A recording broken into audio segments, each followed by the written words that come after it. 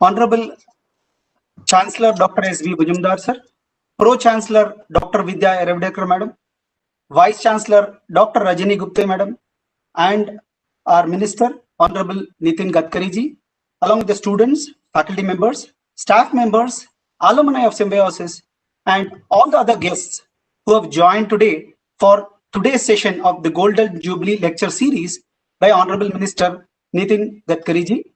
I welcome all of you for this session. I am Dr. Ramakrishnan Raman. I am the Dean of the Faculty of Management of Symbiosis International Deemed University and the Director of SIBM Pune, one of the premier B schools of this country. I'll be the host for today's session. Golden Jubilee Lecture Series is the brainchild of our Pro-Chancellor, Dr. Vidya Eravdekar. When we were planning to celebrate the Golden Jubilee Lecture Series, Golden Jubilee Year of Symbiosis, this was an idea which was planted by Dr. Vidya Eravdekar madam. She thought, why can't we go and celebrate it in a different way by inviting stalwarts from the corporates and thought leaders like Sri Nitin Gadkari ji, who can address all our faculty members, staff members, and students, and also the alumni of Symbiosis. So that's how we started the Symbiosis Golden Jubilee Lecture Series. Without any further ado, may I now request Dr. Vidya Eravdekar, Pro-Chancellor, Symbiosis International Deemed University, to kindly deliver her welcome address. Over to you, madam. Namaskar, sir. Honorable Chancellor of this university, Dr. S.V. Muzumdar, sir. Our Vice Chancellor, Dr. Rajani Gupte. Dr. Raman, Dean, Faculty of Management. And of course, our very beloved Sri Nitin Gadkari ji, who we consider him as a part of the Symbiosis family. Sir, this is the Golden Jubilee Year of Symbiosis. You know that Dr. Muzumdar, sir, established Symbiosis in 1971. And in this year, we have just entered our Golden Jubilee celebrations. But because of COVID, we could not celebrate it physically on campus. And therefore, we had this wonderful idea that why not have this Golden Jubilee lecture series by eminent people like you. We have heard you on several occasions at Symbiosis. I still remember the first time when you addressed all our students on making of the expressway. जो ये expressway है बॉम्बे और पूना के बीच में, और हम लोग काफी वहां पे ट्रैवल करते हैं, और जब जब हम ट्रैवल करते हैं तो नितिन गडकरी जी की हमें याद आती है, क्योंकि this was his dream that he brought into reality. तो उसके ऊपर सर ने हमारे एमबीए स्टूडेंट्स को लेक्चर दिया था, और इतना अच्छा लेक्चर था कि जैसे एक मैनेजमेंट का प्रोफेसर पढ़ा रहा है, ऐसे हमारे स्टूडेंट्स को भी लगा और हमें सबको लगा.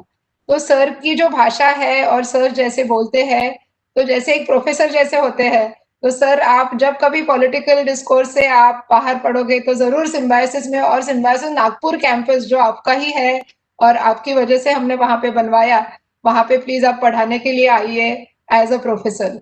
बट आज का जो विषय है वो भी बहुत इम्पोर्टेंट है, आत्मनिर्भर भारत, और इसकी चर्चा तो काफी होती है. प्राइम मिनिस्टर मोदी जी ने ये स्लोगन दिया है, लेकिन जो नितिन गडकरी जी इस विषय पे बोलते हैं, काफी सारे वीडियोस यूट्यूब पे है, लेकिन जितनी बार वो बोले उतना अच्छा है, क्योंकि हर बार कुछ नया वो बताते हैं. तो नितिन गडकरी जी के लिए ये 3 ई जो शब्द है, environment, ecology and energy, are very very close to his heart, and I hope that he covers these 3 words in his speech today. जैसे बायो सीएनजी के बारे में जो वो बात करते हैं, या वेस्ट मैनेजमेंट के बारे में जो बात करते हैं, और सिर्फ बात नहीं करते, वो एक्चुअली उन्होंने सारे ये प्रोजेक्ट्स इंप्लीमेंट किए हैं. और जो फिगर्स और स्टैटिस्टिक्स सर कोट करते हैं, वो पता नहीं कोई इकोनॉमिक्स का प्रोफेसर भी नहीं कभी कोट करेगा. तो सर मैं आपको वेलकम करती हूँ और एक बार सिम्बायोसिस में. ये संस्था तो आपकी ही है.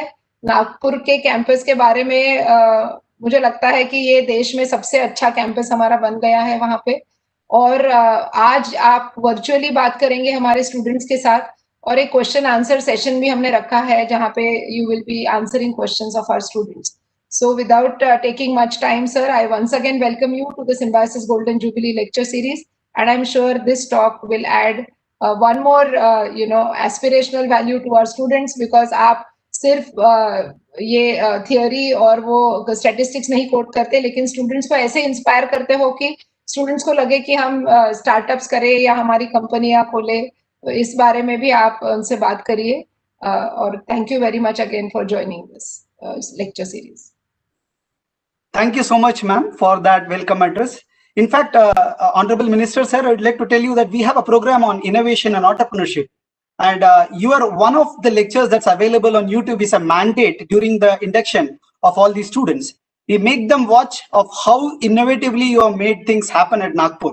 So this is just for your information, sir. It's one of the masterpiece that we show during our induction for all our MBA Innovation Entrepreneurship students of how to be thinking outside the box. Well, without any further ado, let me now invite our Chancellor, Dr. S.B. Mujumdar, sir, the founder president of Symbiosis, and the visionary who created Symbiosis to address all of us. Over to you, sir. Namaste, Nitinji. I'm really thankful to you for sparing your time to address our students, faculty, and guests. Dr. Vidya, Dr. Gupte, Dr. Raman, faculty, and my dear students. Indeed, we are very happy and fortunate to have Nitinji with us today. For last 8 months, we have been almost locked down because of corona pandemic. And we have both good and bad experiences. And very often I feel that corona, or COVID-19 as we call it, is a destroyer and also a teacher. The other day I received a very interesting WhatsApp. And that WhatsApp says that Teacher of the Year Award goes to COVID-19, which means COVID-19 has also taught us so many good things. Now, what COVID-19 has taught us? COVID-19 has taught us what life is all about. Simplicity, spirituality, plus uncertainty. And therefore, I look upon crisis or calamity of pandemic and also an opportunity. And it is very coincidence, a very happy coincidence, that our Prime Minister, Narendra Modi ji, during Corona time, gave us one beautiful word which was not heard or known by many of us. At least I had not heard of that particular word. And that particular word is Atma Nirbharta. Atma Nirbharta. Self-reliant, self-sufficient, independent. And then he started Atmanirbhar Abhiyan for our country. Now there are so many talks, so many debates going on this single word which our Prime Minister gave it to all of us. Atmanirbhar. My point is, yes, the main aim of Atmanirbhar Abhiyan, and our Prime Minister told it repeatedly in all his lectures, is to make our country and citizens Atmanirbhar, self-reliant. Now, sometimes I feel that yes, country should become Atmanirbhar. Why not universities should also become Atmanirbhar, self-reliant, independent, and full of innovation, contributing knowledge not only to our country, but also to foreigners. And Nitinji, I am really happy that Symbiosis International University is truly Atmanirbhar University in more than one sense. And therefore, I do feel that time has come for us to concentrate on positive aspects of pandemic. Pandemic has taught us many new things. Pandemic has given us new innovations. And therefore, we should look upon this particular aspect of Corona in greater details. And Atmanirbhar Bharat, Atmanirbhar Abhiyan is the outcome of Corona pandemic and which has happened good things in our country. Personally, I feel that universities have a big role to play as far as Atmanirbhar Abhiyan is concerned. Every university should not be dependent on anybody, and as Nitinji repeatedly tells in his speeches that any enterprise, if it is to succeed, if it is to be a successful enterprise, must not depend upon government for anything. And I'm really happy that Nitinji, our university, doesn't receive any grant from any government or governmental agency. So this is the beginning of Atmanirbharta as far as universities are concerned. Second, good Atmanirbhar university must also pay attention to quality education. Jobs must be created by the university. Third, good university must focus on internationalization. It must attract large number of international students, international faculty, good research, and ultimately the aim of good Atmanirbhar university should be global. As Damanji said, we travel from local to global, and therefore every university worth its name must become global university, international university of great reputation, and the stage should come when, as was the case with Nalanda and Takshashila, we must attract foreign scholars, foreign students to our country to know our country's ancient culture, history, achievements, and whatnot. And therefore, Atmanirbhar concept should not be restricted only to elimination of poverty, yes, insolvency, yes. But apart from that, every institution, like university, even citizen, should become Atmanirbhar. And therefore, there are many, the world is like a kaleidoscope. Once you turn it, it gets a different meaning. It gets a different color. And as far as I'm concerned, Nitinji, I'm concentrating on various aspects of Atmanirbhar Abhiyan to apply to our university so that a day will come when our university will become one of the top universities of the world. Nitinji, I'm really happy that you are here during 50th Golden Jubilee year of Symbiosis. It was when I was working as professor of botany in 1971 that we started Symbiosis for the welfare of foreign students studying in colleges and various institutions. I'm really happy that over the last 50 years, we have produced large number of foreign students who have gone back to their countries and occupying positions in their respective countries and serving their people. Some have become ministers, some have become industrialists, some have become professors, and that is how this university is known not only in our country but even in different foreign countries, especially Afro Asian countries. I do feel that we are really proud to say that Symbiosis has each its own mark of quality during these last 50 years.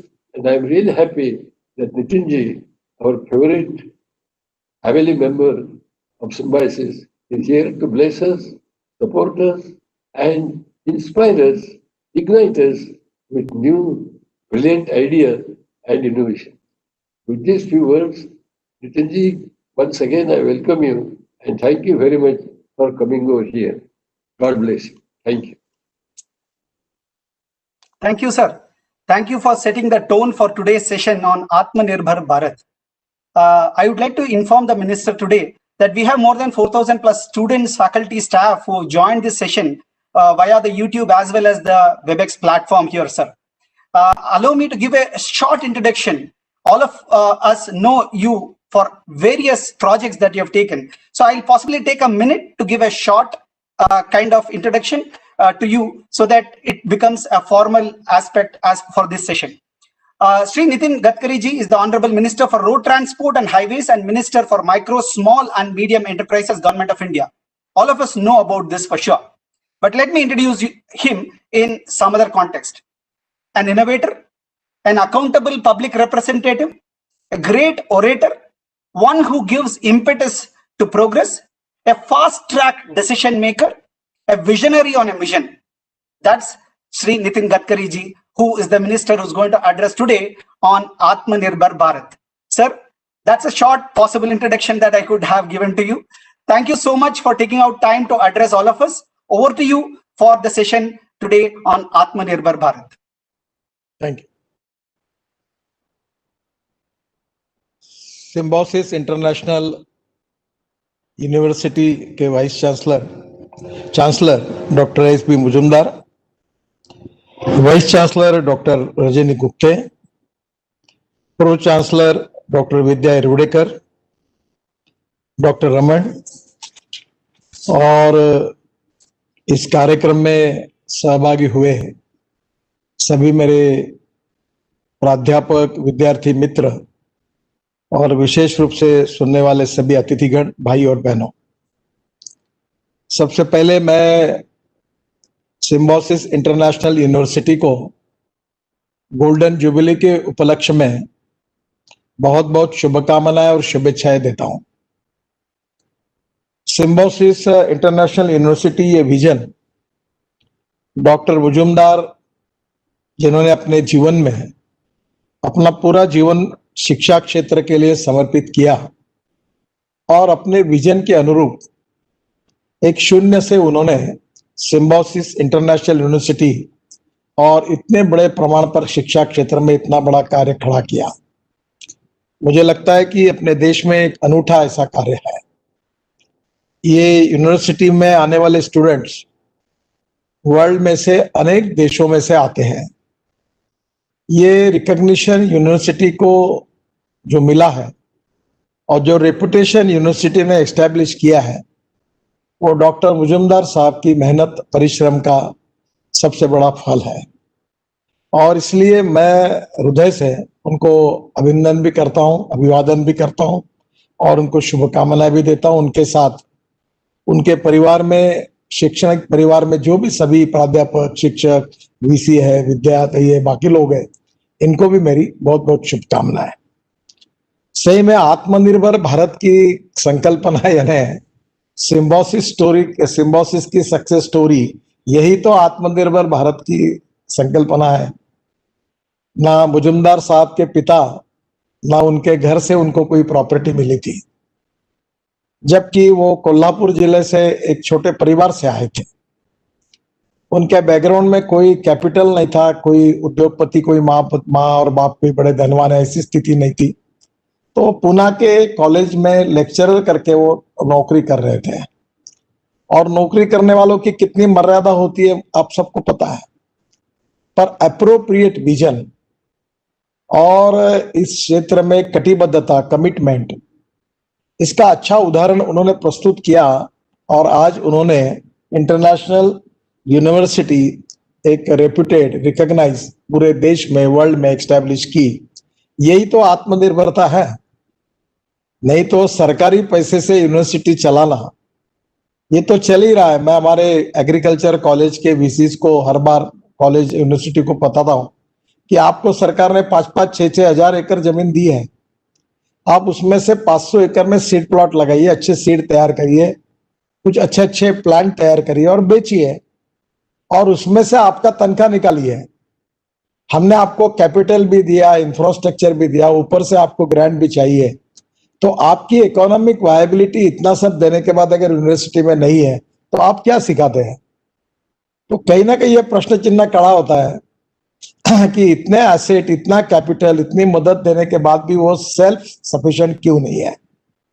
तो मुझे लगता है इसी में सभी बातों का विशेष रूप से अंतर्भाव हुआ है। और ये जो इस प्रकार की सक्सेस स्टोरी है, यही आत्मनिर्भर भारत बनाने के लिए उपयोगी होगी। जहां तक आत्मनिर्भर भारत की संकल्पना है जो प्रधानमंत्री जी ने बताई है, वो सुखी समृद्ध संपन्न शक्तिशाली भारत की संकल्पना है।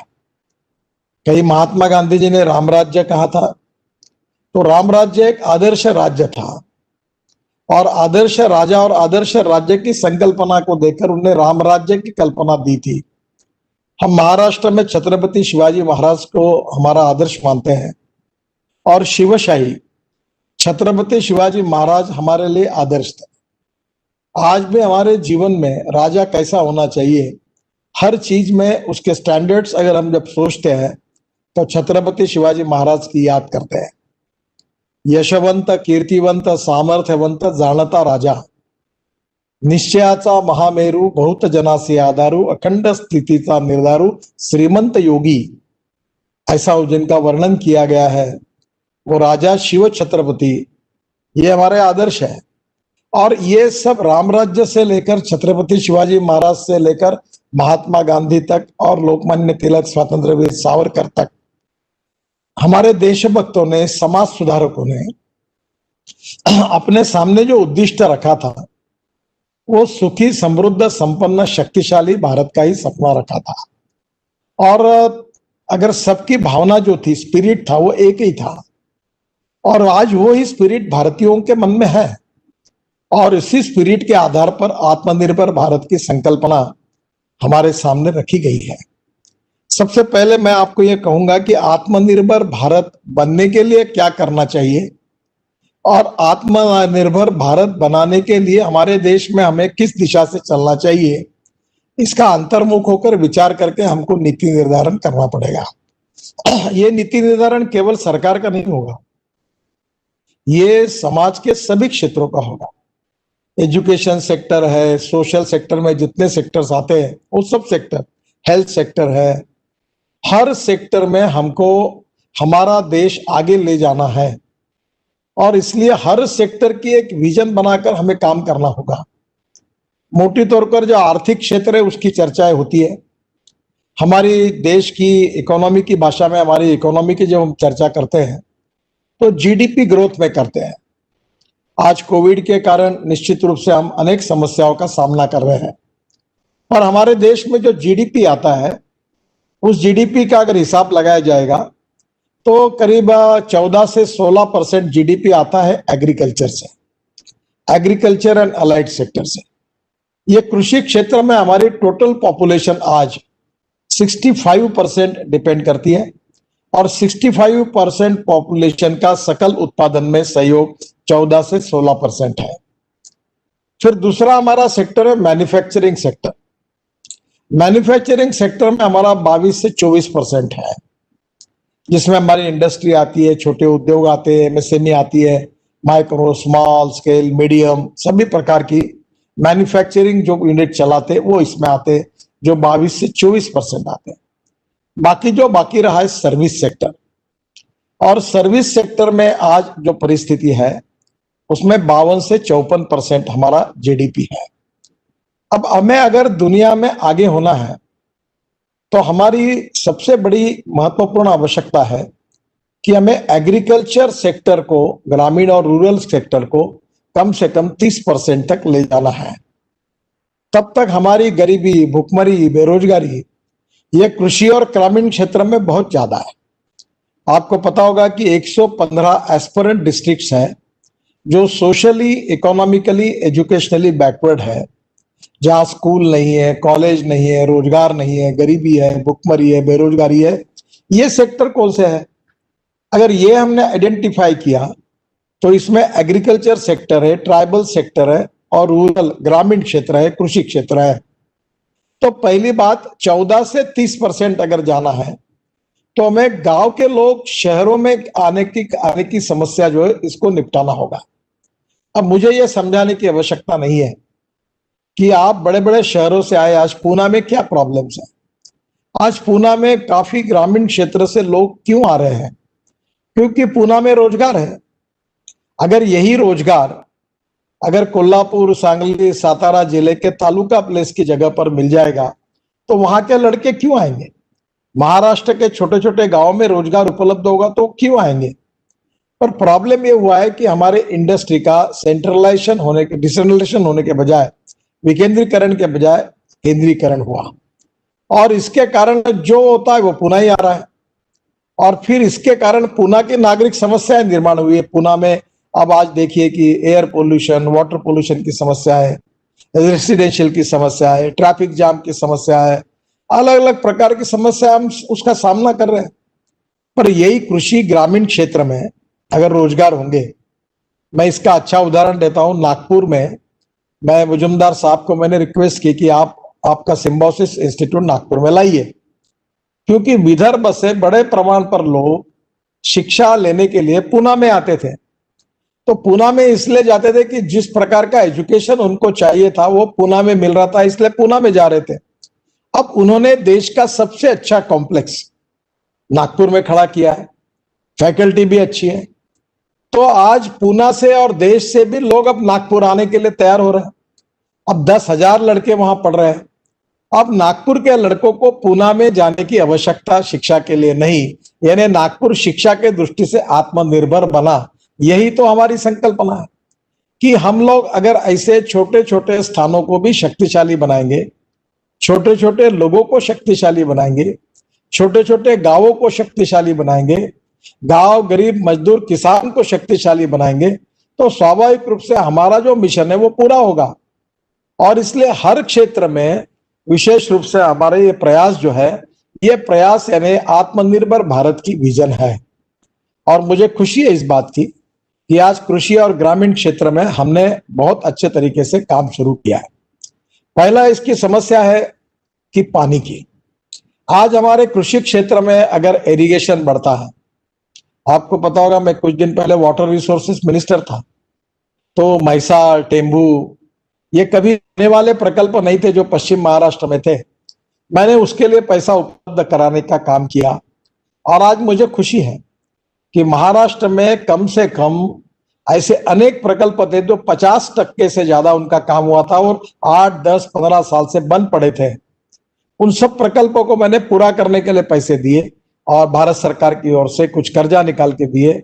आज वो प्रकल्प पूरे हुए। तो आज देखिए टेम्बू का और मैसाल का पानी सोलापुर जिले के दुष्काली क्षेत्र में वहां तक पहुंच गया, और वहां पानी पहुंचने का कितना आनंद है। जो आटपाड़ी है सांगली जिले में, और जहां अनेक गांव ऐसे कि जहां विशेष रूप से मार्च, अप्रैल, मई, जून तक तो पानी पीने के लिए नहीं मिलता था। अब आज पानी मिलेगा, तो पानी को, हमारे खेती को पानी मिलना चाहिए, पीने के लिए पानी मिलना चाहिए। और पानी जो मिला हुआ है वो केवल हम ड्रिप इरिगेशन के द्वारा देंगे तो खेती का उत्पादन 2.5 गुना बढ़ेगा। सीड अच्छे मिलेंगे तो उत्पादन बढ़ेगा, एक्सपेंडिचर कॉस्ट कम होगी और उसका प्रॉफिट होगा। तो कौन से क्रॉप लगाने चाहिए, क्रॉप पैटर्न कौन से लगाने चाहिए, एग्रो प्रोसेसिंग इंडस्ट्रीज कौन सी होनी चाहिए, हमारी सब्जियां एक्सपोर्ट कैसे हो सकती है, यानी कृषि और ग्रामीण क्षेत्र की एक विजन, ये बहुत बड़ी है। एक आत्मनिर्भर भारत, कृषि और ग्रामीण क्षेत्र, यही एक विषय अध्ययन का हो सकता है। और इसलिए water, power, transport and communication, ये 4 बातें जहां होगी वहां उद्योग जाते हैं, ये 4 बातें होगी वहां विकास होता है। और ये 4 बातें ग्रामीण और कृषि क्षेत्र में अगर हमने निर्माण की तो एकदम चित्र बदल जाएगा। मैंने अमेरिकन प्रेसिडेंट जॉन केनेडी का एक वाक्य मेरे ऑफिस में लिख कर रखा है। वो वाक्य बहुत सुंदर है। उन्होंने कहा था कि American roads are not good because America is rich, but America is rich because American roads are good. यानी रोड बनाने से प्रॉस्पेरिटी आती है। अभी मुंबई पुणे एक्सप्रेस हाईवे बना तो अब लोग पुणे में रहकर मुंबई में काम के लिए जाने लगे। अब मैं कभी कभी मुझे लगता है कि अब पुणे क्या इतना पॉपुलेशन बढ़ रहा है तो मैंने रोड बनाकर अच्छा किया कि बुरा किया। तो आज कैसा है कि आज हमको बैकवर्ड एरिया में रोड बनाने पड़ेंगे, नहीं तो जो आता वो पुणे में जाता, जो आता वो मुंबई में जाता है। अब मुंबई और नई मुंबई बनी तो पुणे और न्यू पुणे क्यों नहीं बन सकता? क्यों नहीं पुणे के आजू बाजू के कुछ तालुका प्लेसेस को उठाकर उनको हम सैटेलाइट सिटी के में डेवलप कर सके? तो धीरे धीरे कृषि क्षेत्र में हमें काफी बड़े बदल करने हैं और कर रहे हैं। जैसे हमारे इंपोर्ट में ऐसी कौन सी चीजें जो हमारे कृषि क्षेत्र में हम लोग तैयार कर सकते हैं? उदाहरण के लिए हम petrol, diesel, crude oil import करते हैं 7 लाख करोड़ का। अब मैं इस पर लगातार काम कर रहा हूं कि इस देश के किसान इस देश के लिए पेट्रोल डीजल का पर्याय दे सकते हैं। धीरे धीरे अब लोगों को इसका विश्वास भी हो गया। मैं 12 साल से कह रहा था। पूना में शुगर फैक्ट्रीज है, वो शुगर बनाते हैं, शुगर बेच नहीं पाते, बैंकों का ब्याज भरते हैं, किसानों के पैसे नहीं दे सकते, शुगर सरप्लस, राइस सरप्लस, गेहूं सरप्लस। अब हमारे पास शुगर इतनी है कि पिछले साल हमने 60,000 टन शुगर हमने जो एक्सपोर्ट की, उसके लिए हमने 6,000 करोड़ रुपए का हमने सब्सिडी दी। यानी आज एक समझिए आपको कि हम 22 रुपए किलो इंटरनेशनल प्राइस है और हम उसके लिए 10 रुपए किलो सब्सिडी दे रहे कि आप बाहर जाके बेचो। आज गेहूं चावल की अवस्था यही है। हमारे पास पूरे वर्ल्ड को हम सप्लाई कर सकते हैं, इतना चावल है। अब हमने इसलिए नीति अपनाई है कि हम शुगर के बजाय शुगर केन जूस से इथेनॉल बनाएंगे। फिर बीएवी मोलाइसिस आता था, वो 4%, अब हम उसमें और 3.5% कन्वर्शन शुगर में करके बीएवी मोलाइसिस तैयार करेंगे ताकि शुगर कम होगी, उससे इथेनॉल बनेगा। फिर हमने ये तय किया कि कॉर्न से और राइस से भी इथेनॉल बनेगा। अब ये सब देने के बाद कृषि और ग्रामीण क्षेत्र में आज हमने प्रयास किया तो कम से कम देश में 1000 इंडस्ट्रीज केवल इथेनॉल की हम चला सकते हैं। इतनी वायबिलिटी है क्योंकि ये शॉर्टेज है। आज भी पेट्रोल में हम 10% इथेनॉल नहीं डाल सकते। तो जो सरप्लस है वो ज्यादा बढ़ाने में तो नुकसान होगा, ये तो कोई भी समझ सकता है। जो इंपोर्ट हो रहा है उसका ऑप्शन अगर हमने दिया, import substitute, cost effective, pollution free और इंडिजिनस, तो इकोनॉमी सुधरेगी। अभी हम लोग हवाई जहाज का ईंधन भी इथेनॉल से बना सकते हैं। पूना में ही प्राज वाले हैं, उन्होंने सक्सेसफुली बनाया, 16 देशों में उसको मान्यता मिली है। हम लोग बायोप्लास्टिक, बायोडिग्रेडेबल प्लास्टिक इथेनॉल से बना सकते हैं। हमारे हवाई जहाज हम इथेनॉल के साथ ईंधन बनाकर चला सकते हैं। अब हम लोग पेट्रोलियम के अनेक प्रोडक्ट इथेनॉल से बना सकते हैं। और इतना ही नहीं तो ब्राजील, यूएसए और कनाडा में पेट्रोल पंप पर चॉइस है। ये सभी मर्सिडीज से लेकर बीएमडब्ल्यू तक ऑल ब्रांड जो है, जो ब्राजील, कनाडा और यूएसए में है, वही हमारे देश में है। वहां पेट्रोल पंप पे लिखा है आइदर 100% पेट्रोल और 100% इथेनॉल। तो हम लोग ये पेट्रोल क्यों इंपोर्ट कर रहे हैं, ये पोल्यूशन क्यों बढ़ा रहे हैं?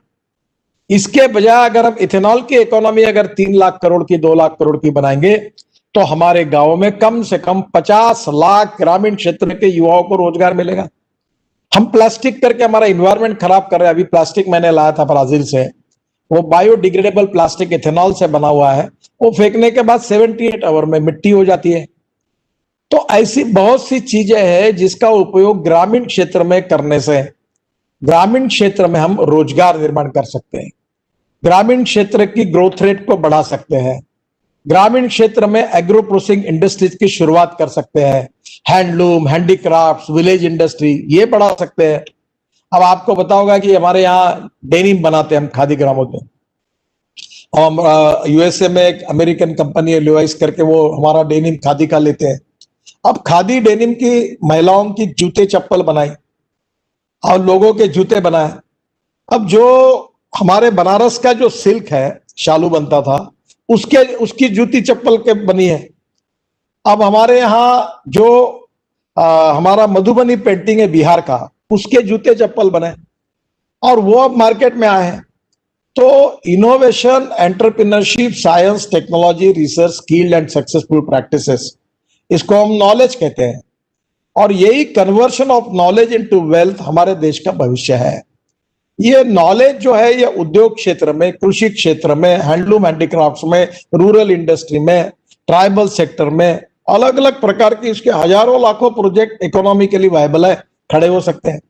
अब वहां अगर लोगों के पास इंडस्ट्री आएगी, एग्रो प्रोसेसिंग इंडस्ट्री आएगी, तो उनका उत्पादन बढ़ेगा, उनका पर कैपिटा इनकम बढ़ेगा, तो सिम्बायोसिस अपनी ब्रांच खोलेगा क्योंकि वो फी देने के लायक बनेंगे, परचेसिंग पावर बढ़ेगी, तो दुकानें खुलेंगी, यूनिवर्सिटी खुलेगी, कॉलेज खुलेंगे, हॉस्पिटल खुलेंगे, क्योंकि लोगों के पास पैसा तो चाहिए देने के लिए। तो एक बार इकोनॉमी, पैसा ये कहीं रुकता नहीं, वो रोल होते रहता है।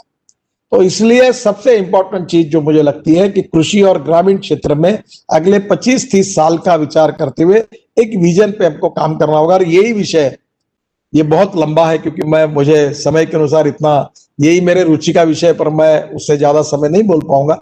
मैं आपको इतना ही मैंने आपको कहूंगा कि अब विलेज इंडस्ट्री का टर्नओवर 80,000 करोड़ है। और अमेजोन का परसों एक कार्यक्रम हुआ था कुछ दिन पहले, तो अमेजोन ने हिंदुस्तान के एमएसएमई और विलेज इंडस्ट्री में से 70,000 करोड़ का माल एक्सपोर्ट किया है। तो हमारे देश में लेबर कॉस्ट है, स्किल मैन पावर है, टेक्नोलॉजी है, क्वालिटी है, अवेलेबल रॉ मटेरियल है, तो वर्ल्ड के मार्केट में हम कॉम्पिटिटिव कैसे बने, हम अच्छी क्वालिटी कैसे तैयार करें और कृषि और ग्रामीण क्षेत्र में कैसे करें। तो इसकी एक विजन अगर बनाएंगे, तो मैंने ये तय किया है कि मैं, हमारे विभाग की ओर से हमने टारगेट तय किया 2 साल के अंदर ये जो विलेज इंडस्ट्री का टर्नओवर 80,000 करोड़ है, ये हम लोग 5 लाख करोड़ लेके जाएंगे। अब ये 5 लाख करोड़ लेके जाएंगे, ये टर्नओवर में मत जाइए। जब 80,000 करोड़ का टर्नओवर हुआ तो कितने लोगों को रोजगार मिला, कितना ग्रोथ रेट बढ़ा, और जब 5 लाख करोड़ का टर्नओवर होगा तो कितने लोगों को मिलेगा। और ये 5 लाख करने के लिए बायोफ्यूल है, इथेनॉल है, बायोडीजल है, बायो सीएनजी है, सोलर पावर हम डाल सकते हैं, विंड पावर डाल सकते हैं, ऑर्गेनिक फार्मिंग कर सकते हैं, एग्रो प्रोसेसिंग इंडस्ट्रीज कर सकते हैं, फ्रूट फ्लावर्स जाम बना सकते हैं, हम राइस से इथेनॉल बना सकते हैं। There are hundreds of ideas. और ये एक अलग विषय कि जिससे ग्रामीण भारत सुखी समृद्ध संपन्न बनेगा। जब ग्रामीण भारत सुखी समृद्ध संपन्न बनेगा तो ही आत्मनिर्भर भारत बनेगा। और इसलिए आत्मनिर्भर भारत बनाने की संकल्पना की पहली प्रायोरिटी यही है। यही महात्मा गांधी कह रहे थे, यही दीनदयाल उपाध्याय कह रहे थे। महात्मा गांधी कह रहे थे, we need maximum production with the involvement of maximum number of persons. ज्यादा से ज्यादा लोगों के सहभाग से ज्यादा उत्पादन बढ़ाना, यही उनकी सोच थी। दीनदयाल उपाध्याय जी ने इसी बात पर कहा कि गांव में हम कैसे विकास करें, गांवों को सुखी समृद्ध संपन्न कैसे बनाए। प्रधानमंत्री आवास योजना में गांवों में घर बन जाएंगे, लोगों के पास पैसा आएगा तो वो घर खरीद सकेंगे, गांव में स्कूल बनेगी, गांव में अस्पताल बनेगा, फिर गांव में मार्केट बनेंगे तो दुकानें आएगी तो इंडस्ट्री आएगी, तो एक दूसरे पे टैक्सी आएगी, तो बसेस आएगी, फिर रेलवे स्टेशन आएगा, फिर एयरपोर्ट आएगा। अब 100 एयरपोर्ट का काम हो तो ग्रामीण क्षेत्र में एयरपोर्ट आएगा। तो क्या होता है कि ये जो विकास होता है, ये एक करने से मल्टीप्लाई होता है। और ये मल्टीप्लाई करते समय हमारी पहली प्राथमिकता आत्मनिर्भर भारत में कृषि, ग्रामीण और वनवासी क्षेत्र है। अभी 3 दिन पहले मैं हमारे यहाँ ताड़ोबा में गया था। अब हमारे पास वहां, Nagpur is a tiger capital. अब हमारे पास नागपुर से नजदीक 2.5 से 3 घंटे के अंतर पर 350 टाइगर है। और आप टाइगर ऐसे गाड़ी में 5 फुट 10 फुट से देख सकते हैं। तो ये वर्ल्ड के लोगों के लिए आकर्षण है। पर वहां अभी गाड़ियां पेट्रोल डीजल की है, तो रिस्ट्रिक्शन किया है। अब लोगों ने रिसोर्ट बनाए तो गाड़ियां ही नहीं छोड़ते, तो इकोनॉमी कैसी होगी। तो मैंने कहा गाड़ी क्यों नहीं छोड़ते, तो उन्होंने कहा डीजल से पोल्यूशन होता है, गाड़ी की आवाजों से साउंड पोल्यूशन होता है। तो मैंने कहा अब इलेक्ट्रिक व्हीकल आई है, ना पोल्यूशन होगा ना आवाज होगा, और आप उनको अनुमति दो, लोग चुपचाप, लोगों को लगेगा आप बोलो भी मत, शांत रहो, कोई आवाज नहीं आएगा, कोई डिस्टर्ब नहीं होगा। और अगर आप 20 के बजाय अगर 50 गाड़ियां छोड़ोगे तो वहां के रिसोर्ट की संख्या 8 से बढ़कर 20 होगी। एक रिसोर्ट में 100 लोगों को काम मिलता है। फिर रिसोर्ट में सब्जी चाहिए तो बाजू से सब्जी उगाना शुरू हो जाएगा, फिर दूध चाहिए तो दूध होगा, अंडे चाहिए तो अंडे मिल जाएंगे। तो ट्राइबल एकदम डेवलप हो जाएगा क्षेत्र। तो टूरिज्म ऐसा सेक्टर है जिसमें 49% कैपिटल इन्वेस्टमेंट एम्प्लॉयमेंट पोटेंशियल के लिए खर्चा होती है। अभी मैं आपको एक ही उदाहरण दूंगा, टूरिज्म एंड रूरल डेवलपमेंट में हम ऐसे क्या कर सकते हैं। अभी मैं एक जोजिला करके टनल बना रहा हूं कारगिल के नीचे, और उस टनल की कीमत आई थी 11,000 करोड़। 3 बार टेंडर निकला और मुझे कहा गया कि अभी 11,000 करोड़ कीमत करनी पड़ेगी। मैंने कहा नहीं, मैंने सही करता, मैंने फाइल वापस कर दी। 1 साल हमारे अधिकारियों ने, हमने मेहनत की, टेक्नोलॉजी से लेकर टेक्निकल एंड फाइनेंशियल क्वालिफिकेशन तक। और आपको आश्चर्य होगा, अभी हमने कॉन्ट्रैक्ट अवार्ड किया, अच्छी कंपनी है मेघा इंजीनियरिंग करके, और हमने 5,000 करोड़ बचाए। 5,000 करोड़ एक काम पे। हमारा कॉन्ट्रैक्ट 11,000 करोड़ के बजाय वो काम हमने 5,000 करोड़ बचाकर किया। तो ये अभी अब उसमें मेरे मन में आइडिया आई कि ये जो कारगिल में मैं 19 किलोमीटर की आशिया की सबसे बड़ी टनल बना रहा हूं, और जहां 1-1 फीट आइस पड़ता है, लोग स्विट्जरलैंड जा रहे हैं, यूरोप जा रहे हैं, आपके प्रोफेसर्स विद्यार्थी जाते हैं तो स्विट्जरलैंड जा रहे हैं। अब स्विट्जरलैंड से अच्छी, डावोस से अच्छी जगह, मैंने हमारे गवर्नर को कहा जो लद्दाख और लेह के, उनको कहा कि सरकारी लैंड मुझे दे दो 10,000 हेक्टर और मैं नया डावोस वर्ल्ड का एक नया हिल स्टेशन बनाता हूं। अब आपको लगेगा मेरे पास पैसे कहां से, मुझे नहीं बनाना है, मैं रोड बनाऊंगा। तो रोड बनाने के पहले जगह की कीमत होगी 50 रुपए स्क्वायर फुट, रोड बनाने के बाद हो जाएगी 500 रुपए स्क्वायर फुट। तो मैं 50 रुपए जमीन की कीमत है तो उसमें 50 रुपए का इंफ्रास्ट्रक्चर बना दूंगा, drainage, water system, road, light fight. और रिसोर्ट वालों को, अब आपकी यूनिवर्सिटी बोलेगी तो मैं कहूंगा आप एक ट्रेनिंग सेंटर डाल दो, मैं आपको 10 एकड़ जगह देता हूं। अब वर्ल्ड में इतने सुंदर जगह पर ट्रेनिंग सेंटर डालने के लिए कब सभी लोग आएंगे, प्राइवेट कारपोरेट्स आएंगे, और मैं पूरे 10,000 हेक्टर जगह से एक टाउनशिप को बेच दूंगा। हिल स्टेशन भी बनेगा, लद्दाख लेह के लड़कों को रोजगार भी मिलेगा, ऊपर से वहां सुंदर लोग वर्ल्ड से आने लगेंगे तो एयरपोर्ट चलने लगेंगे, फिर सी प्लेन आएंगे, फिर हेलीकॉप्टर चलने लगेंगे, और मैं उसमें से एक 5-1 हजार करोड़ प्रॉफिट लेके फिर दूसरे हिल स्टेशन बनाने के लिए निकल जाऊंगा। मुझे कोई पैसा अपना नहीं डालना है। अभी मैं जब बात करता हूं ये जो आत्मनिर्भर भारत की, अभी एक आप कभी गोवा जाओगे तो जुआरी नदी है, और जुआरी नदी के ऊपर एक पुल बन रहा है, बहुत सुंदर पुल बन रहा है, अभी काफी काम उसका हुआ है। अब पुल के ऊपर मैंने कहा कि एक व्यूअर गैलरी बनाओ। आप एफिल टावर पे गए होंगे, अब एफिल टावर जैसा ही ऊंचा बनेगा, उसके दोनों बाजू में गोवा सरकार ने जगह दी है, वहां हम लोग एक बढ़िया road side amenities, restaurant, hotels, parking, फिर वो पुल के डिजाइन की जर्सी होगी, उसका लॉकेट होगा, फिर दुनिया भर की चीजें आपको तो पता है मार्केटिंग करने में। और फिर नाव में बैठकर लोग आएंगे पुल के नीचे में और कैप्सूल लिफ्ट से ऊपर जाएंगे, और व्यूअर गैलरी से पूरा गोवा दिखेगा, और उसका टिकट होगा 1,000 रुपए। रोज गोवा में लाखों लोग आते हैं, हर आदमी आने वाला, इतना सुंदर स्पॉट बनेगा तो मेरे को कम से कम 20-25 करोड़ रुपए तो आराम से उस सबका इनकम महीने का हो जाएगा। तो मैं 4,000 करोड़ ब्रिज पर खर्चा कर रहा हूं, तो 15 साल में मेरे पूरे पैसे वसूल हो जाएंगे। उधर टोल से भी पैसे आएंगे और इधर ऊपर वाले जाएंगे, उनसे भी पैसे आएंगे, लोग भी खुश, हम भी खुश, हमारा भी काम, उनका भी काम, किसी को नाराजी नहीं। उल्टे आए हुए लोग 1,000 रुपए खर्चा करके बोलेंगे ऊपर से हमने गोवा देखा, वो जाकर दुनिया में बताएंगे कि हमने तो गोवा पूरा ऊपर से देखा व्यूअर गैलरी से। तो ये पैसे लगते नहीं इसमें, ये पैसे जो है ये प्रोडक्टिव इन्वेस्टमेंट है। और इसलिए आज अभी अपने कैबिनेट में एक नोट मंजूर किए हैं कि अब केवल इंफ्रास्ट्रक्चर में नहीं तो सोशल सेक्टर में, यानी मेडिकल कॉलेज के लिए, यूनिवर्सिटी के लिए भी हम वायबिलिटी गैप के रूप में 40% तक पैसा देंगे। अभी फॉर एग्जांपल मणिपुर, त्रिपुरा, मेघालय में अगर सिम्बोसिस को यूनिवर्सिटी डालनी है तो हम लोग कहेंगे पॉलिसी बनाएंगे, जैसे मैंने नागपुर में मुजुमदार साहब को दिया था कि मैं 90 से 100 करोड़ रुपए की हमारी जमीन है, ज्यादा ही है, 125-150 करोड़ की, और 150 करोड़ की जमीन हमने उनको 1 रुपए पे दी है टेंडर निकालकर। हमने 1 रुपए नहीं तो होता, इंक्रोचमेंट होती, झोपड़पट्टी होती, मैं भी नागपुर का सांसद हूं, मैं उसको रेगुलराइज कर देता क्योंकि वोट चाहिए सबके। तो मैंने सिम्बोसिस को दिया, वहां 10,000 लड़के पढ़ रहे हैं।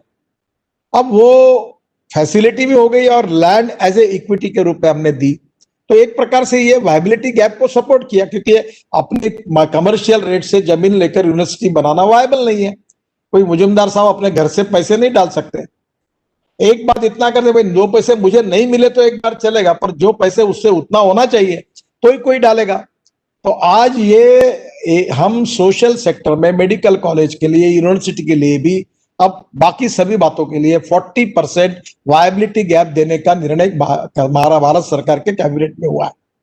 अब यह निर्णय सोशल सेक्टर के लिए भी लागू हुआ है, इंफ्रास्ट्रक्चर के लिए लागू हुआ है, एयरपोर्ट के लिए लागू हुआ है, ये वाटर पोर्ट्स के लिए रहा है, रिवर पोर्ट्स के लिए लागू हुआ है।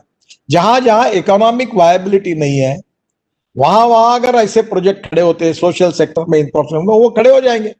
अब पुणे का एयरपोर्ट वायबल है क्योंकि 200 प्लेन आते हैं, पर कल अगर हमने पुणे में नया एयरपोर्ट बनाने की बात कही, जो अभी सोच रहे हैं चाकण के पास, तो वो खड़ा करने में मुश्किल जाएगी।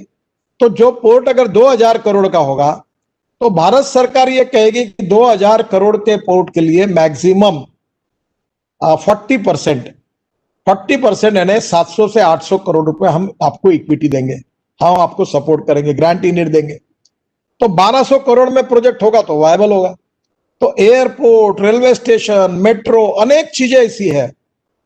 अभी मैं आपको जरूर कहूंगा कि नागपुर सिम्बोसिस को आप एक बार हमारे एक प्रोजेक्ट का स्टडी करने के लिए कहिए। मैं एक प्रोजेक्ट कर रहा हूं, पुणे में भी मेट्रो बन रही है, नागपुर में भी बन रही है। हमारे लोग अब पुणे में अच्छा काम कर रहे हैं। अब मैंने एक ब्रॉडगेज मेट्रो का कंसेप्ट लाया। अब ब्रॉडगेज मेट्रो का कंसेप्ट है, अमरावती, नागपुर से मेट्रो शुरू होगी, अमरावती जाएगी, अमरावती से नरखेड़ जाकर फिर नागपुर आएगी, एक रूट। फिर नागपुर से चंद्रपुर जाएगी, चंद्रपुर से गोंदिया जाएगी, गोंदिया से नागपुर आएगी। फिर चंद्रपुर से निकलकर छिंदवाड़ा तक जाएगी, फिर नागपुर से निकल के रामटेक तक जाएगी, और फिर नागपुर से निकलते वड़सा जाएगी, गढ़चिरौली जिले में। अब ये ब्रॉडगेज मेट्रो का देखो कैसे आप भी ऐसी आइडिया ढूंढ सकते हो। अब मेट्रो बनाने का खर्चा 350 करोड़ पर किलोमीटर है, और मैं ये जो ब्रॉडगेज मेट्रो शुरू कर रहा हूं इसका खर्चा कितना होगा? 5 करोड़ रुपए। अब आप बोलोगे ये कैसे आया? तो अभी ब्रॉडगेज मुंबई, कलकत्ता और दिल्ली मद्रास रेलवे लाइन तैयार, सिग्नल सिस्टम तैयार, स्टेशन तैयार, मुझे रोलिंग स्टॉक ही बनाना है। तो जो स्टैंडर्ड गेज का पुणे और नागपुर का जो मेट्रो बना है उसके बजाय मैं अभी ब्रॉड गेज का मेट्रो बना रहा हूं। फिर ये मेट्रो बनाने में अभी प्रोजेक्ट को तो मिला है, पहले तो नागपुर मेट्रो अब 5-7 रोलिंग स्टॉक खरीद रही है। मैंने एक नई आइडिया की, अब मैं यहाँ के विदर्भ इंडस्ट्रीज एसोसिएशन के साथ और मेट्रो के साथ एक कॉन्फ्रेंस ले रहा हूं, और मैं कह रहा हूं कि आप एक काम करिए कि मैं जैसे प्रसन्न ट्रैवल पुणे नागपुर चलती है, खुराना ट्रैवल चलती है, वैसे हमारे यहाँ कोई प्रसाद ट्रैवल, कोई अशोक ट्रैवल, उनकी मेट्रो होगी, और वो मेट्रो 8 डब्बे की या 7 डब्बे की ब्रॉड गेज की होगी। उस डबल डेकर होगी, उसमें AC first class chair car होगी, और नीचे में पूरी गाड़ी एसी होगी, मेट्रो से चकाचक। उसमें रेस्टोरेंट होगा, और उसके साथ एक डब्बा भी होगा अर्जेंट माल के लिए, दूध और फल सब्जियों के लिए, और उसकी स्पीड होगी 160 किलोमीटर प्रति घंटा। अब ये जो नागपुर से वर्धा आने के लिए आज 1.25 घंटा लगता है, ये 30 मिनट में हो जाएगा। नागपुर से चंद्रपुर 1.5 घंटे में हो जाएगा, नागपुर से अमरावती 1.5 घंटे में होगा। और एक स्टेशन पर ये गाड़ी ऐसी है टेक्नोलॉजी कि गाड़ी चालू होगी तो तुरंत स्पीड ले लेगी। अब मैं इसका मैन्युफैक्चरिंग भी विदर्भ में सिंधी करके जगह वहां खोलना चाहता हूं जॉइंट वेंचर में। तो मैंने मेट्रो को कहा कि जगह तुम्हारी होगी और इंफ्रास्ट्रक्चर और बाकी दूसरे का होगा, और वर्ल्ड की बेस्ट कंपनी टेक्नोलॉजी आएगी, और ब्रॉडगेज मेट्रो का रोलिंग स्टॉक यहां बनेगा। तो रोलिंग स्टॉक बनेगा तो एंसिलरी डेवलप होगी, और पुणे, नागपुर, मुंबई की सब वही बनेंगे, तो यहाँ कम से कम 1000 एंसिलरी इंडस्ट्री चलेगी। फिर ये जो मेट्रो चलेगी इसमें लड़कियां एयर होस्टेस जैसा काम करेगी। फिर उसमें आपको जैसे हवाई जहाज में घड़ी मिलती है और कुछ वैसे वो चीजें वाली भी वापस बेचने के लिए आएंगे, ताकि ये प्राइवेट मेट्रो होगी। टिकट मेट्रो तय, नागपुर मेट्रो तय करेगा, इलेक्ट्रिसिटी पर चल रहा है, कॉस्ट इफेक्टिव है, पोल्यूशन नहीं है, कंफर्ट ज्यादा है, समय की बचत है। तो आज पुणे से कोल्हापुर, पुणे से सोलापुर, पुणे से अहमदनगर, पुणे से लोनावाला, ये अगर ब्रॉडगेज मेट्रो शुरू होगी तो रोड से जाने की आवश्यकता ही नहीं पड़ेगी, और ये 5 करोड़ रुपए पर किलोमीटर का है। तो मेरा सुझाव यही है कि आज नई नई टेक्नोलॉजी का उपयोग करके इंफ्रास्ट्रक्चर में भी हम ये कर सकते हैं। एक बात इंपॉर्टेंट है, जो बात के लिए मैं आपका अनुरोध करूंगा कि आत्मनिर्भर भारत के आप 50 सब सेक्टर बनाइए। एग्रीकल्चर, रूरल, ट्राइबल को आत्मनिर्भर बनाने के लिए क्या करना, MSME, small scale industries, micro small, handloom, handicraft, khadi, ग्रामोद्योग, इसके लिए क्या करना, फिर रूरल इकोनॉमी में क्या करना, फिर इंडस्ट्री में क्या करना। इसका सिंपल उपाय एक है कि हमारे देश का इंपोर्ट कितना है और कौन से फील्ड का है, और वो इंपोर्ट जो है वो इंपोर्ट के बजाय हम लोग एक्सपोर्ट करने की स्थिति में कैसे जा सकते हैं। जैसे आज आपको तो कंप्यूटर हार्डवेयर में हमारे आने वाले 10-15 साल में 25 लाख करोड़ का इंपोर्ट होगा। मोबाइल फोन, लैपटॉप, सब हमारे पास काफी पार्ट्स बाहर से आ रहे हैं। अब यहां ये शुरू हो जाएगा make in India, made in India, और क्वालिटी अच्छी होगी, चीज सस्ती भी होगी। जो चाइना में हो सकता है वो भारत में क्यों नहीं हो सकता। अभी मैंने बीच में जो ऑटोमोबाइल सेक्टर वालों को कहा कि तुम चाइना से लाए स्पेयर पार्ट लाना बंद करो, हम और रिकमेंड करूंगा कि इनकी ड्यूटी बढ़ा दो। अब आप जितनी कार बना रहे हो उसके 100% पार्ट्स इंडिया में बनाओ। पूना में हमारे फिरोदिया जी, अभय फिरोदिया जी मर्सिडीज का इंजन बना रहे हैं। अब हमारे भारतीय उद्योगों में हमारे व्यक्ति मर्सिडीज का इंजन, जो सबसे अच्छी गाड़ी है, बनाकर मर्सिडीज को दे रहे, तो हम वो इंजन वो बना सकते हैं, तो हम क्यों नहीं बना सकते? हमारे देश में लोग, हमारे में कैपेबिलिटी है, और इसलिए हम इंपोर्ट करने वाली इकोनॉमी नहीं, हम एक्सपोर्ट करने वाली इकोनॉमी बनेंगे, तो ही भारत आत्मनिर्भर बनेगा। तो आपको यह अध्ययन करना पड़ेगा कि हमारे देश में इंपोर्ट कहां का हो रहा है। अगरबत्ती काड़िया इंपोर्ट हो रही थी 4,000 करोड़ की, क्या हम अगरबत्ती बनाने के लायक नहीं है क्या? हमने ड्यूटी बढ़ाई। चाइना के बहुत लोग मेरे नाम से बहुत चिल्लाते हैं। अब हमारे यहाँ अगरबत्तियां बनना शुरू हुआ तो बोले बांबू नहीं है। तो अगरबत्ती में बांबू की 380 स्पेसीज है चाइना में, हमारे देश में 180 है, 170 ही है। फिर मैंने कहा अगरबत्ती वाला बांबू किसानों को लगाने के लिए दो। अब मुझे बताइए, कल मक्कुर का एक लड़का मुझे मिला, उसने 10 करोड़ का बांबू बीड जिले से बल्लारपुर पेपर मिल को सप्लाई किया। आज हमारे देश में हर न्यूज़पेपर आप देखो बाहर से आ रहा है, उसकी न्यूज प्रिंट का पेपर हिंदुस्तान का नहीं है। आप सुबह उठकर जितने पेपर पढ़ते हैं वो सब पेपर बाहर से आता है। अगर हमारे किसानों ने अगर बांबू लगाया और 4,200 रुपए टन से वो बांबू लेता है और बल्लारपुर पेपर मिल को सप्लाई करता है, तो एक किसान 1 एकड़ में 2 लाख रुपए की कमाई कर सकता है। हमारे यहाँ पाशा पटेल करके हमारे कार्यकर्ता है, मैंने उनको आग्रह किया, उन्होंने अभी मराठवाड़ा में लातूर जिले में बांबू लगाया बहुत बड़े प्रमाण। अब बांबू की नर्सरी शुरू की। अब बांबू से कपड़ा बनता है, बांबू से अचार बनता है, बांबू से फर्नीचर बनता है, दुनिया भर की चीजें, एक बांबू की बड़ी इकोनॉमी बन सकती है। अगर आज आप दिल्ली जाएंगे तो ताज मानसिंह होटल में एक मचान करके नया रेस्टोरेंट बना हुआ है, फर्स्ट फ्लोर पर, अभी जाने के बाद काउंटर के बाजू में। आप वो पूरा रेस्टोरेंट बांबू से इंटीरियर किया है उसका।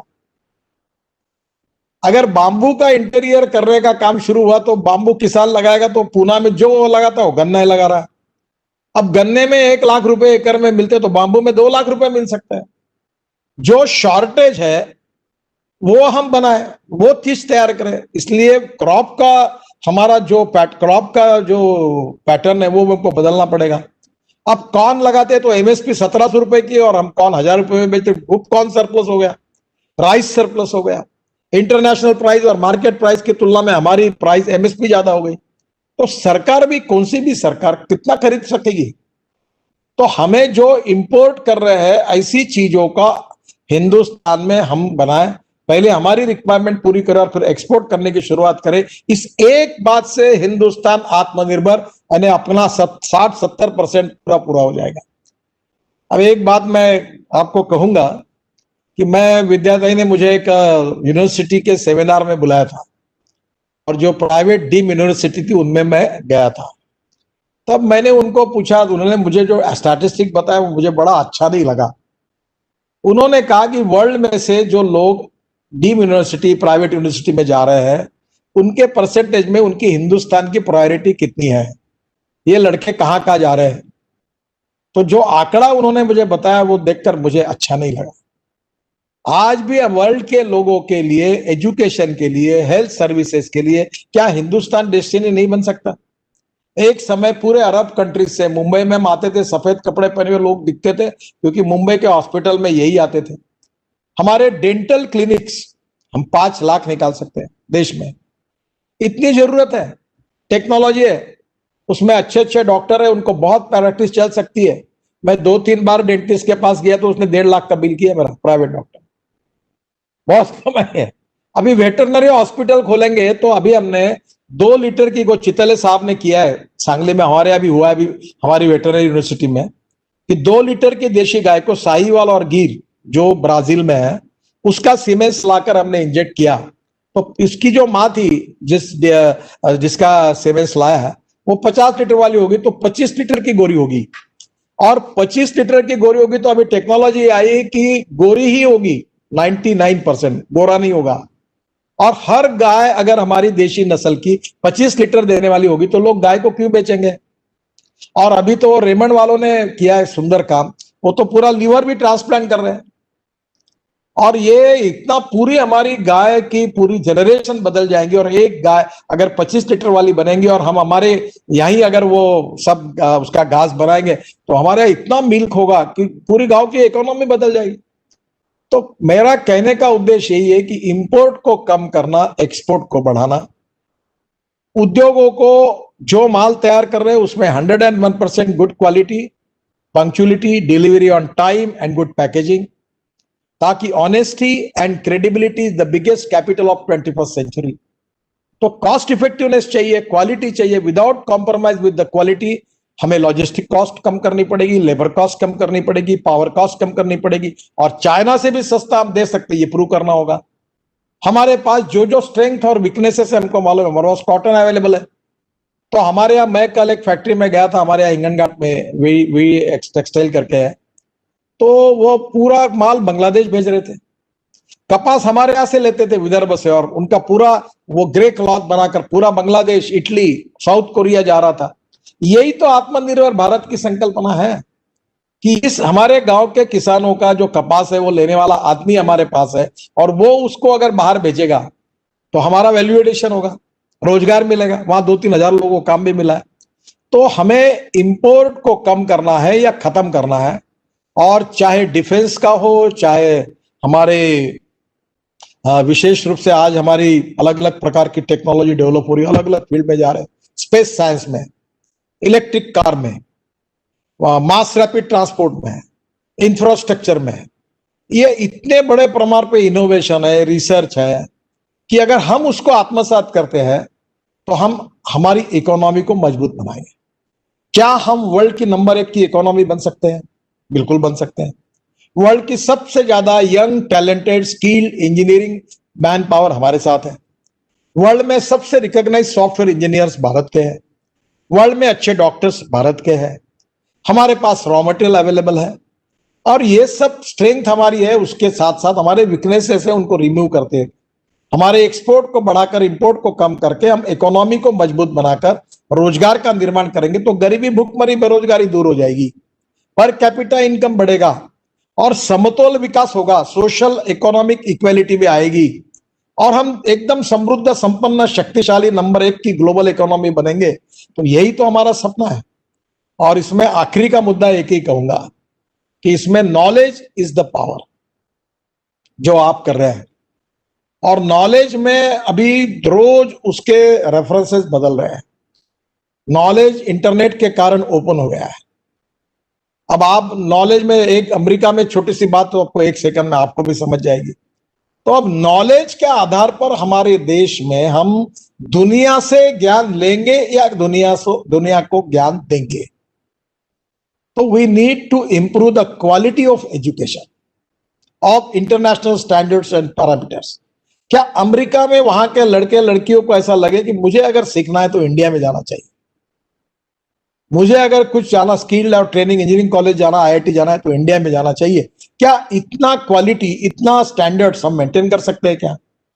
जब सभी क्षेत्र में ये होगा तो नेचुरली कोई जरूरत ही नहीं है, तो नेचुरल ग्रोथ से हम आगे निकल जाएंगे।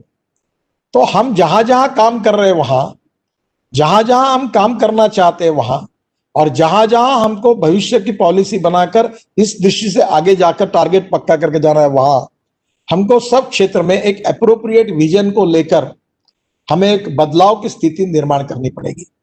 सोशियो इकोनॉमिक ट्रांसफॉर्मेशन उसका नेचुरल रिजल्ट होगा।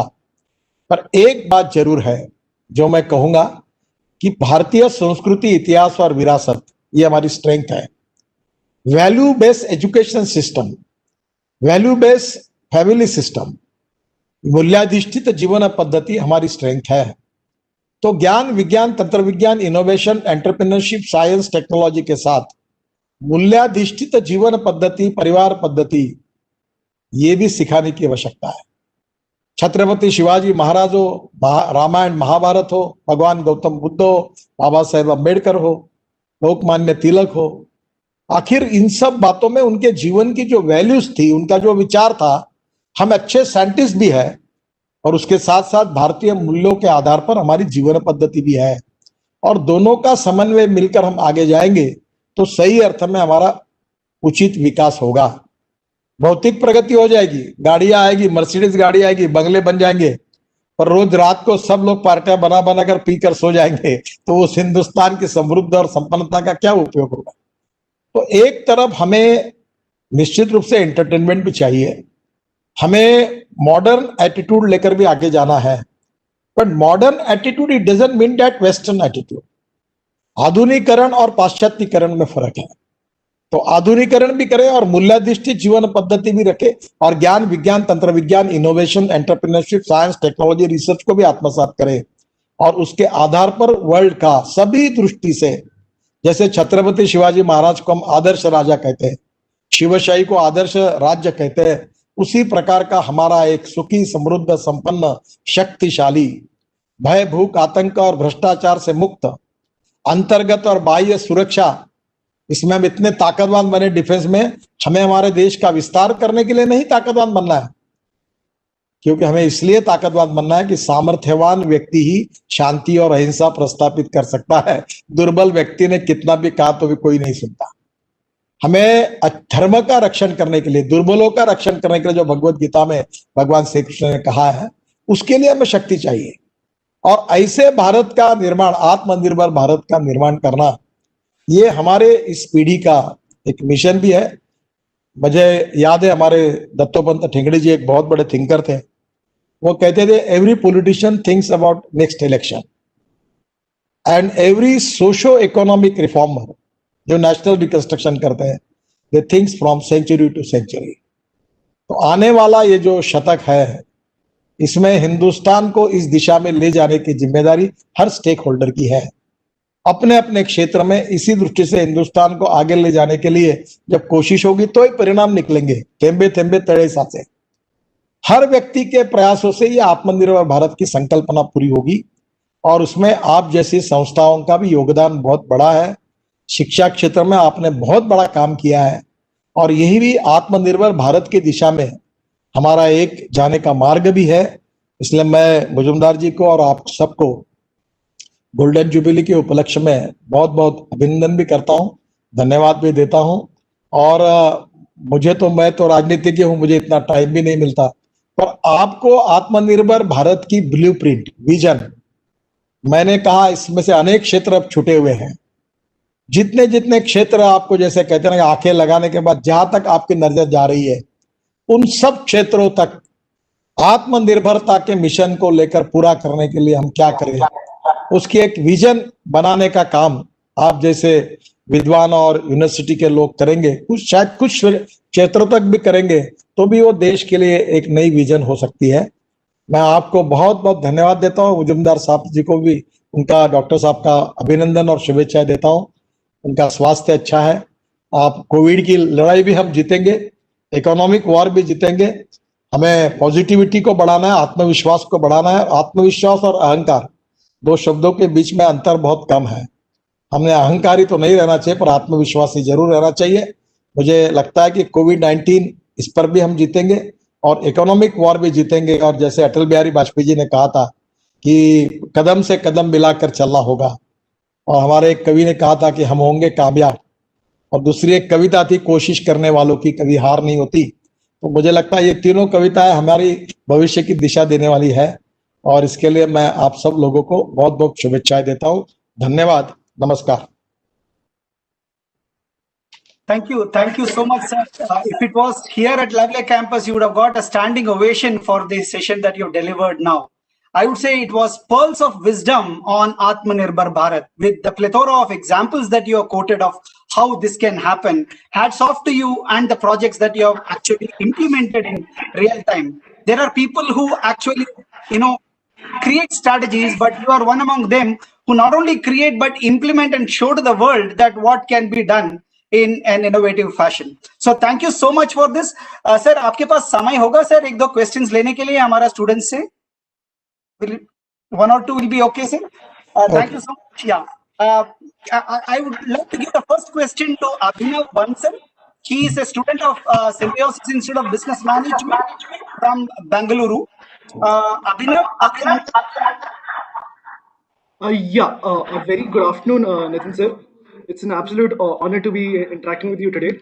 So my question was that given the future of transportation is electric, as developed countries have already exhibited, so this will require mass production of batteries in India also, which could substitute our oil imports. So sir, what is government's plan in this respect? And how can domestic players make the most of this opportunity? थोड़ा elaborate करें, मैं सुन नहीं पाया बराबर। Sir मैं एक बार I will tell what he is asking sir, if it is okay. Given that future of transportation is electric, as developed countries have already exhibited it, this will require mass production of batteries, which will substitute oil imports. What is the government's plan with respect to that, and how can domestic players make the most of this opportunity? That is his question, sir. Sir ऐसा है कि electric car, electric bus, electric bike, everything is now available. और मैं आपको मेरे घर का उदाहरण बताता हूं कि मेरे घर पर मैंने अभी एक एसयूवी लॉन्च की थी इलेक्ट्रिक की, तो मैंने खरीदी की। तो मेरे लड़के ने जब वो देखा उसका खर्चा, तो वो कह रहा था कि एक गाड़ी पर हमारा 70 से 80 हजार रुपए महीने में खर्चा होता है हमारी शुगर फैक्ट्री में। तो उसने कहा कि 10 गाड़ी उसने लीज पर ले ली और उसका 44-45 हजार रुपए है, और हमारा टोटल खर्चा 25 हजार रुपए महीने का सेविंग शुरू हो गया। तो पुणे में आपको मालूम है कि ये बस चलती है पुणे और मुंबई में, तो एक डीजल बस की खर्चा पुणे बेस्ड का, मुंबई का 115 रुपए प्रति किलोमीटर है, और पुणे में भी वो 100 रुपए होगा। और इलेक्ट्रिक बस का खर्चा 50 रुपए पर किलोमीटर है। पर इलेक्ट्रिक बस की कीमत अभी 2 करोड़ है और डीजल बस की कीमत 50-60 है। तो भी वो कैपिटल कॉस्ट वो देने के बाद भी वो 50 रुपए लीटर पर ऑपरेट, 50 रुपए किलोमीटर पर ऑपरेटर चलाने के लिए तैयार है। जैसे वॉल्यूम बढ़ेगा वैसे कीमत कम होगी, वो हो भी रही है। हमने जब शुरुआत की तब लिथियम आयन की बैटरी की जो कीमत थी और आज की, इसमें जमीन आसमान का फर्क पड़ा हुआ है। पर हम केवल लिथियम आयन बैटरी पे नहीं, हम सोडियम आयन बैटरी पे भी लोग काम कर रहे हैं और बहुत रिसर्च कर रहे हैं, और इसमें धीरे धीरे ऑप्शन भी मिल जाएगा, हमको इंपोर्ट करने की आवश्यकता नहीं पड़ेगी। और ये मैंने किर्लोस्कर टोयोटो की गाड़ी हाइड्रोजन फ्यूल सेल पर चलाई दिल्ली में, मैंने खुद चलाई। अब हाइड्रोजन फ्यूल सेल भी हम इनकरेज कर रहे हैं, हम इथेनॉल को इनकरेज कर रहे हैं। अभी हम लोग rice straw, cotton straw, wheat straw, bagasse से बायो सीएनजी बना रहे हैं। तो बायो सीएनजी पे बसेस और ये चल सकती है जो पोल्यूशन फ्री है। अभी मैं नागपुर महानगर पालिका में मैं खुद प्रोजेक्ट कर रहा हूँ। ये जो आपका सिम्बायोसिस यूनिवर्सिटी है उसके बाजू में हमारा एक प्लांट है जहां हम लोग टॉयलेट का पानी, जो गंदा पानी शहर का आता है, वो हम लोग इलेक्ट्रिसिटी बोर्ड को, महाराष्ट्र सरकार को बेचते हैं। महानगर पालिका की तरफ से 325 करोड़ रुपए हमको पानी बेच के मिलता है, रॉयल्टी, टॉयलेट का पानी। अब उसमें से मिथेन निकालकर CO2 अलग करके बायो सीएनजी बनाने का मेरा सपना था। बहुत कोशिश की, जिनके पास वो बायोडाइजेस्टर थे प्राइवेट वाले, उनकी भी आर्थिक स्थिति नहीं थी। तो आखिर मैंने खुद 25 करोड़ रुपए मैं डालकर अपना प्रयोग कर रहा हूं, और अभी 2 महीने में गैस मिल जाएगा 40 टन पर डे, और वो सक्सेस हो गया। तो पूरे देश में गंगा के ऊपर 150 प्रोजेक्ट है, बायोडाइजेस्टर पड़े हैं, तो बायो सीएनजी पर जाएगी। ये परली करके जो जलती है, जिसके कारण दिल्ली में पोल्यूशन होता है। 5 टन परली से 1 टन बायो सीएनजी मिलता है। ये पुणे में संतोष गोंदड़ेकर IIT, ऐसे 3-4 लड़के, शायद आपके जो पुणे में जो वेस्टर्नली बाईपास पर को वहां उस एरिया में मैं आया था आपका, तो उनके यहाँ गया था, उन्होंने बायोमास से बायो सीएनजी बनाया सक्सेसफुली। तो अब इथेनॉल है, बायोफ्यूल है, एविएशन फ्यूल उसमें बन सकती है। तो सब फ्रंट पर हम काम कर रहे हैं, और मास रैपिड ट्रांसपोर्ट में ट्रॉली बसेस ला रहे हैं। और बस क्या होगी कि इलेक्ट्रिक पे चलेगी। तो 85 रुपए का पेट्रोल, 70 रुपए का डीजल इक्वल टू 5 रुपए की बिजली, 5-7 रुपए की। अब ये ट्रॉली बस में, तो इलेक्ट्रिक बस में टिकट रेट 40% कम हो सकते हैं, पोल्यूशन कम हो सकता है। अब बाइक भी, अभी मैंने बजाज की इलेक्ट्रिक बाइक लॉन्च की, TVS की बाइक लॉन्च की, इलेक्ट्रिक ऑटो रिक्शा लॉन्च की।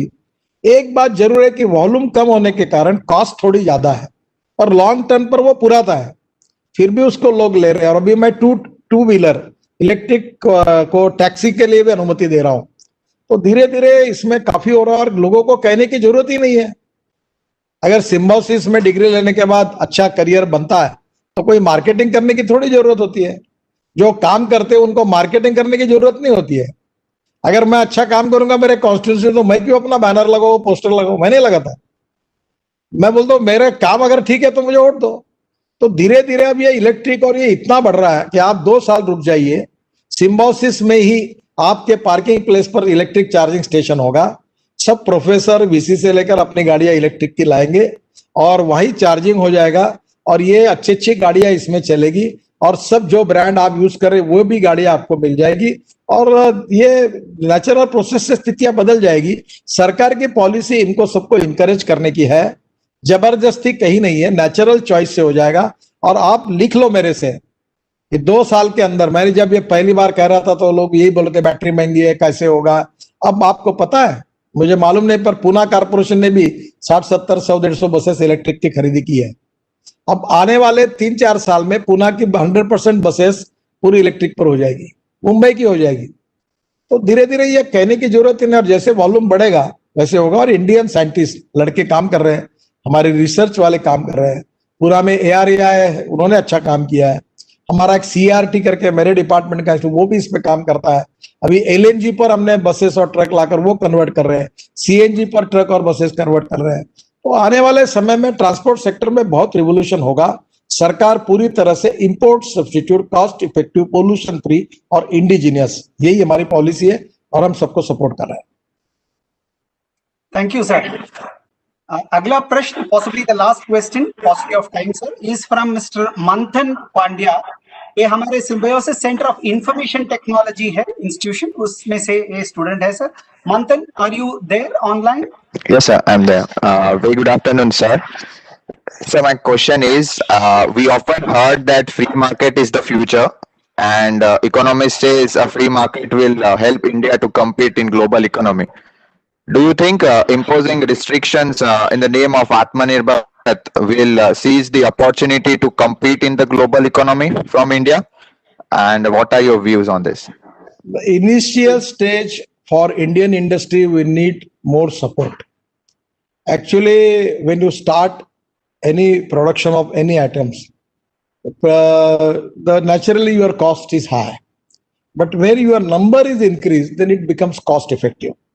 So presently we insisted to automobile industry that you should purchase everything from your vendors from India. So now that is the reason that they are now manufacturing all the items which the automobile industry was importing. And now it is economically viable, and day by day, by making volume, they are reducing the cost, not only cost, but now they are ready to export this material to the different countries. So this can be possible. For the reason we need to make more custom duty or taxes on import material. But some of the material which is we are not in position to manufacture, in that case we need to import that. But my humble suggestion to all the talented student of the university, that people like you should find out the solution, option for every import substitute. That is where your talent you can use, and you can use a good option for that, and you can start your own project for that, and that can be possible. Lot of Indians are doing excellent jobs, particularly our engineers who are in USA and particularly in the European countries. They have got a lot of good resources, and they are now ready to come to India to start their production here. So the technology is not a big thing. So it can be possible. It will take some time. But when we will actually decided to go on that path, then 100% we will achieve our goal. Thank you, sir. Thank you so much for patiently answering. Formally, I would like to invite our Vice Chancellor, Dr. Rajani Gupte, Madam, to deliver the vote of thanks and conclude today's session. Madam, over to you. Thank you, Dr. Raman. Respected Dr. S.B. Muzumdar, the Chancellor of the Symbiosis International University and the founder of Symbiosis, our esteemed Chief Guest for the Golden Jubilee Lecture Series today, Shri Nitin Gadkari, Honorable Minister for Road Transport and Minister for MSMEs, Government of India, Dr. Vidya Eravdekar, Pro-Chancellor, Symbiosis International University, Dr. Raman, all the deans, directors, faculty, staff, alumni, and my dear students who are attending this session. Let me first express my very deep sense of gratitude to Shri Nitin Gadkari ji for his absolutely brilliant session on Atmanirbhar Bharat. Sir, every time I listen to you, I am mesmerized by your incredible command of facts and figures, and more importantly, by the scope of your vision, your farsightedness, and your ability to make everything seem possible. A very positive outlook, and indeed a tonic for the current gloomy times. Thank you so much. This is a topic that has really been in the news in the recent past, and the idea of self-reliance has been debated a lot. In fact, deglobalization has been a concern for many nations around the world. And it was very interesting to listen to your views on aligning the idea of self-reliance to reap the benefits of a globalized world. You spoke of a strong and resilient India, an idea propagated by Gandhiji and other leaders. You said that this was not to be driven by the government, but from the grassroots. You focused on agriculture sector, on the rural sector, which contributes 14 to 16% of the GDP, with around 65% of the population involved in it. And you said that you need to bring this 14% contribution to GDP to 30% in order to halt migration to cities and the consequent problems, create jobs in smaller towns and in villages, focusing on agro-processing and local arts. You spoke of government as a facilitator to provide water, power, roads, advisory services, and conducive export promotion policies.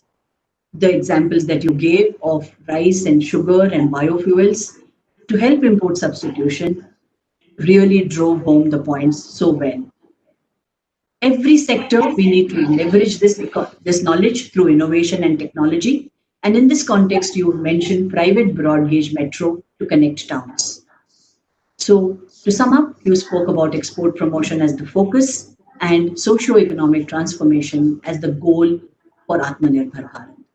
Thank you, Shri Gadkari ji, for so graciously spending time with our young students, answering their questions and motivating them. Thank you, Dr. Vidya ma'am, for inviting Mr. Gadkari ji. Thank you, Dr. Muzumdar sir, for your very gracious presence. Dr. Raman, the IT team, thank you for all the effort taken to ensure that the event is very seamless. Audience, thank you so much for your presence. And lastly, let me also thank Abhinav and Manthan Pandya for their questions. I'm sure there were very many more questions, and many of the students would be disappointed that they did not have a chance to speak to you. I'm sure we will have you back on our campus sometime, and we hope that you will then be able to answer all these questions of our students. Thank you so much, sir. I truly thank you from the bottom of my heart for this wonderful contribution to our Golden Jubilee lecture series. Thank you. Thank you. Thank you, ma'am. Thank you so much, sir. Your session was feast during the lunchtime. Thank you. We formally close the session now, and we'll see you soon at Pune campus. Thank you. Thank you. Thank you, sir.